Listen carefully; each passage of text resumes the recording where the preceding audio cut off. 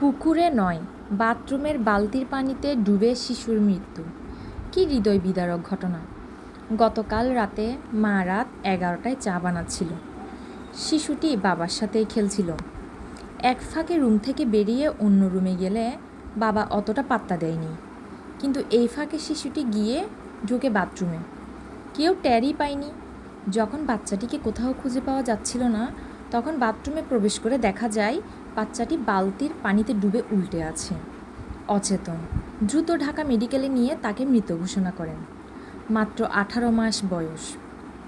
বাচ্চা মুখে কিছু দেওয়া শিখলে আমরা গিলে ফেলতে পারে এমন জিনিস সরিয়ে রাখব।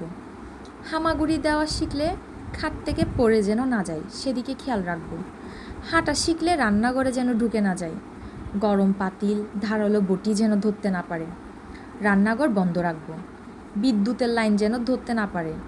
টেবিল চেয়ারের উপরে যেন উঠে না পড়ে সেদিকে খেয়াল রাখব। বাথরুমের দরজা বন্ধ রাখি যাতে ভেতরে ঢুকে পিছলে না পড়ে মাথা ফাটে, কমোডে ঢুকে না যায়। বালতির পানি এ ভয়েই রাখি না। কত কিছু একটা বাচ্চাকে সুস্থ নিরাপদ রাখতে করতে হয়। ঘুম থেকে ওঠার পর থেকে ঘুমানোর আগ পর্যন্ত যুদ্ধটা যেন কিভাবে যেন সন্তানকে লালন পালনের চেয়ে নিরাপদ রাখার লড়াই বেশি। তারপরেও ব্যথা পাই, এত সাবধানতার পরেও ভুল হয়। ব্যথাটা যেন আমাদের কলিজায় দাগ দেয় বেশি। এই যে শিশুটি মারা গেল, সে ছিল বাবা মায়ের পঞ্চম সন্তান। চারটা বাচ্চাকে তারা বড় করেছে। অনেক এক্সপেরিয়েন্স, তাই না?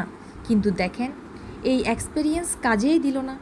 একটু অন্যমনস্ক, একটু অসাবধানতাই বাথরুম লক না করার মতো ভুল সিদ্ধান্তের জন্য শিশুটির প্রাণ হারাতে হলো।